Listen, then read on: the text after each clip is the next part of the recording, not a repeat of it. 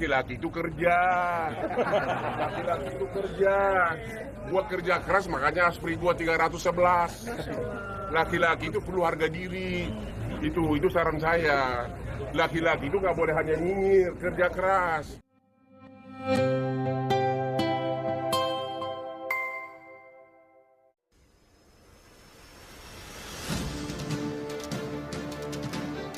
Ruben Onsu dan Sarwenda dikabarkan sudah pisah rumah sejak 2 bulan lalu. Kabar ini sudah mencuat dan heboh di media sosial sejak 2 pekan belakangan. Meski begitu, Sarwenda membantah melayangkan gugatan cerai kepada Ruben Onsu. Saat ini, Sarwenda mengaku tinggal di rumah adiknya bersama ketiga anaknya. Kabar terbaru, Sarwenda hadir dengan kanal YouTube pribadinya yang bernama Sarwenda Official. Sedangkan di kanal YouTube The Onsu Family, Sarwenda tampak tak lagi ada di sejumlah konten terbaru. Di kanal pribadinya yang baru memiliki 205 subscriber, Sarwenda membahas hubungan baik pertemanan, pacaran hingga pernikahan. Video tersebut merupakan video pertama yang diunggah kanal Sarwenda. Sarwenda bicara tentang kebohongan. Kebohongan dalam hubungan seperti penyakit yang menggerogoti badan. Kebohongan yang kalian anggap sangat kecil, bahkan bisa menghilangkan kepercayaan yang telah dibangun bertahun-tahun, katanya. Sarwenda mengatakan, suatu kebohongan bisa menghancurkan pondasi yang telah bangun dalam sebuah hubungan. Jadi, misalnya kalian sudah bangun nih pondasi kejujuran dalam membentuk suatu hubungan yang sehat, tapi kalau misalnya pasangan kamu sering berbohong dan menutupi banyak hal akan banyak kerusakan dalam pondasi utama sebuah hubungan tersebut, katanya. Misalnya mereka bilang, aku bohong ini demi kebaikan. Nggak ada bohong demi kebaikan ya. Maksudnya kalau misalnya mau ya diomongin baik-baik gitu dan misalnya semakin susah pasangan untuk jujur sama apa yang terjadi sebenarnya itu adalah tanda ketika kamu berada di dalam toxic relationship, lanjut Sarwenda.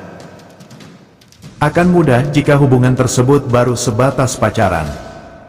Namun beda lagi jika sudah menikah, kebohongan tidak akan mudah untuk dimaafkan. Kalau misalnya pacaran, ya bye aja langsung.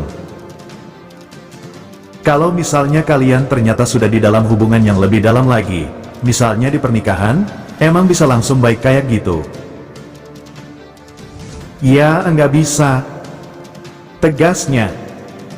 Sarwenda juga mengaku tidak dapat mentolerir kebohongan dengan alasan apapun, termasuk demi kebaikan. Menurutnya, sekali seseorang berbohong maka dia akan terus berbohong demi menutupi kebohongannya itu. Kalau misalnya emang ada masalah, daripada harus membela diri lewat berbohong.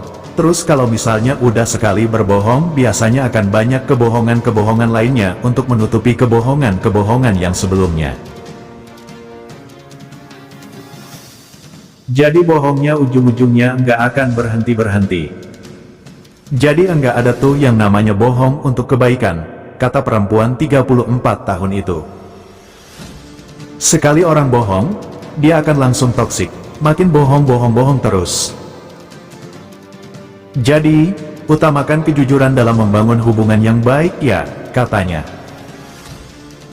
Usai klarifikasi isu gugat Ruben Onsu, pihak Sarwenda beberkan kondisi rumah tangganya dengan sang suami. Kuasa hukum Sarwenda menjawab pertanyaan terkait komunikasi yang terjadi antara kliennya dan Ruben Onsu. Kuasa hukum Sarwenda pun tak bisa memastikan terkait kondisi komunikasi mantan personel Cherrybelle itu dengan Ruben Onsu. Hal itu lantaran sang kuasa hukum hanya menjalin komunikasi dengan Sarwenda selaku kliennya. Saya komunikasinya sama Sarwenda, jadi saya nggak tahu komunikasinya dengan Ruben, kata kuasa hukum Sarwenda.